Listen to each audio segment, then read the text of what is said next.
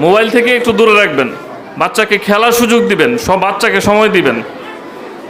মানে শারীরিক যেই খেলাগুলো আছে, ফুটবল, ক্রিকেট যা আছে, বাইরে খেলার সুযোগ দিবেন বাচ্চাকে, তাহলে তার মানসিক ও শারীরিক আপনার গ্রোথ আসবে। নাহলে মোবাইল দেখলে সে একটা দেখবেন মানসিকভাবে পীড়ায় ভুগবে। এটা দীর্ঘদিন যাবৎ আপনাকেও ভোগাবে, আপনার ফ্যামিলিকে ভোগাবে, এভাবে একটা সমাজকে ভোগাবে।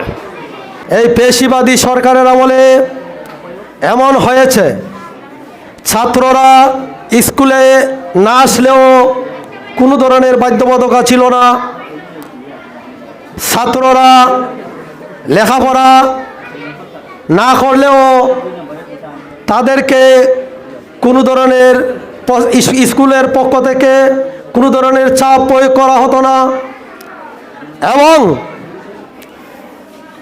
এমন পরিবেশ সৃষ্টি করা হয়েছিল, ছাত্ররা যদি খাতায় না লিখে শিক্ষকদেরকে বাধ্য করা হয়েছে তাদেরকে নাম্বার দিয়ে পাস মার্ক দেওয়ার জন্য। আমরা আজকে দেশের পরিস্থিতি সবাই উপলব্ধি করতে পেরেছি। 5ই আগস্টের যারা এই দেশকে স্বাধীন করেছে, যারা এই দেশের জন্য রক্ত দিয়েছে, চুনারুঘাটের সর্বস্তরের জনসাধারণ এবং ছাত্র জনতাকে নিয়ে আমি চুনারুঘাটকে একটি মাদক মুক্ত, ইফটিজিং মুক্ত, বাল্যবিবাহ মুক্ত, জায়গা জমি সংক্রান্ত যে কোনো ধরনের বিরোধ মুক্ত, মারামারি, ঝগড়া, কলহ, কিশোর গ্যাং সহ সকল ধরনের অপরাধ মুক্ত একটি উপজেলা হিসাবে প্রতিষ্ঠিত করতে চাই। আপনারা জানেন 2005 সাল থেকে আমাদের এই সংগঠনটি পরিচালিত হয়ে আসছিল। 2007 সাল থেকে আমরা বৃত্তি পরীক্ষার আয়োজন করেছিলাম। হাঁটি পাপা করে 2024 সাল পর্যন্ত এই প্রতিষ্ঠানটি এগিয়েছে। আমরা 2023 সালে প্রতি বছরের ন্যায় 2023 সালে আমাদের ডিসিপি উচ্চ বিদ্যালয়ে আমরা পরীক্ষা নিয়েছিলাম। সেই পরীক্ষায় আমাদের 1275 জন ছাত্রছাত্রী অংশ নিয়েছিল। তার থেকে আমরা মেধাবৃত্তি 475 জন ছাত্রছাত্রীকে দিতে যাচ্ছি। আজকের দীর্ঘ প্রতীক্ষার পর আজকের দেরিতে হলেও আমরা আজকে এই অনুষ্ঠানটি করতে সক্ষম হয়েছি, কারণ রাজনৈতিক অস্থিরতা, দেশের বৈশ্বিক পরিস্থিতির কারণে আমরা অনুষ্ঠানটি আগে করতে পারিনি। এই জন্য আমরা আপনাদের কাছে ক্ষমা প্রার্থী। আমরা আজকের এই অনুষ্ঠান থেকে ঘোষণা দিতে চাই, আমরা 2024 সালের বৃত্তি পরীক্ষা আগামী 29/12/2024 রোজ রবিবার আমরা বৃত্তি পরীক্ষা নেব ইনশাল্লাহ। এবং ইতিমধ্যেই আমরা সিলেবাস প্রণয়ন করেছি এবং প্রত্যেক প্রতিষ্ঠান প্রধানকে সিলেবাস দিয়েছি। যেহেতু 29 তারিখে আমাদের পরীক্ষা হবে, সেই হিসাবে আমাদের অভিভাবকবৃন্দকে আজকে থেকে প্রস্তুতি নেওয়ার জন্য আমি অনুরোধ জানাচ্ছি। এবং আমরা দৃঢ়কণ্ঠে বলতে চাই, আমরা জানুয়ারি মাসের মধ্যে আপনাদের কাঙ্ক্ষিত ফলাফল দিয়ে দেব এবং আগামী ফেব্রুয়ারি মাসের মধ্যেই আমরা অনুষ্ঠান করতে সক্ষম হব ইনশাআল্লাহ।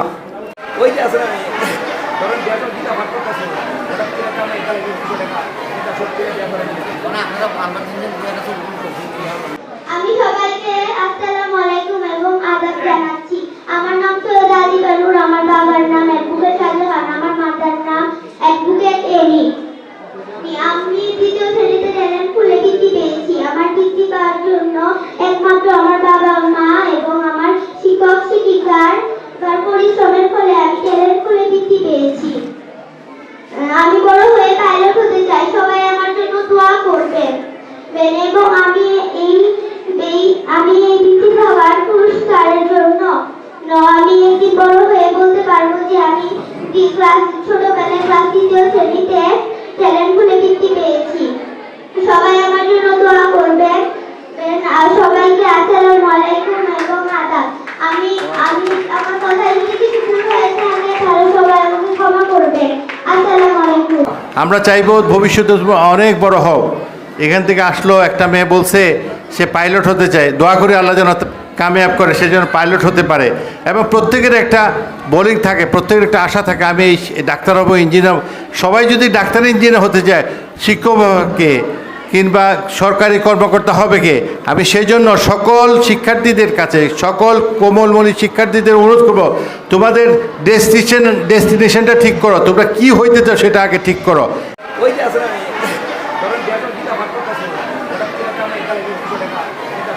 ধরেন আজকে কিন্তু আপনাদের উৎসব, আজকে আপনাদের আনন্দ, আজকে আপনাদেরকে বৃত্তি প্রদান করা হবে, আয়োজন করেছে চুনারুঘাট কিন্ডারগার্টেন অ্যাসোসিয়েশন। আসলে এই সম্মাননার দেওয়ার উদ্দেশ্য হলো আপনারা যাতে আগামী দিনে চুনারুঘাটের সারা বাংলাদেশের কর্ণধার, আপনারাই হবেন বাংলাদেশের প্রধানমন্ত্রী, আপনারাই হবেন বাংলাদেশের ডিসিএসপি। আমরা যখন প্রাথমিক বিদ্যালয়ে লেখাপড়া করি, বসার বেঞ্চ ছিল না, ব্ল্যাকবোর্ডে চাটিতে বসে লেখাপড়া করেছি। স্কুলের ঠিকমতো ভবন ছিল না। আর আজকে এতদিন পর প্রত্যেকটা স্কুলের ভবন বৃদ্ধি পেয়েছে, লেখাপড়ার পরিবেশ সৃষ্টি হয়েছে। আজকে ভালো শিক্ষক আছে এবং ভালো কলেজ আছে, ভালো বিশ্ববিদ্যালয় আছে, কোনো কিছুর এই অভাব নেই।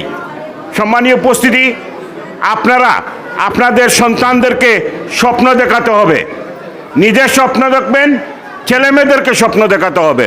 ডাক্তার, ইঞ্জিনিয়ার ওর স্বপ্ন দেখতে হবে। ঘুমে ঘুমে স্বপ্ন দেখলে চলবে না, জেগে জেগে স্বপ্ন দেখতে হবে।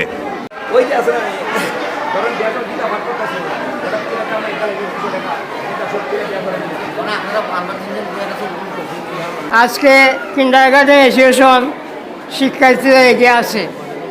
কিন্ডারগার্টেন অ্যাসোসিয়েশনে লেখাপড়া অনেকটাই উন্নত মানের, কিন্তু তারা যদি সরকারিভাবে কিছু সাপোর্ট পেত, যেমন ডাস্টার, বোর্ড, চক, তাহলে তারা আরও এগিয়ে নিয়ে যেতে পারত।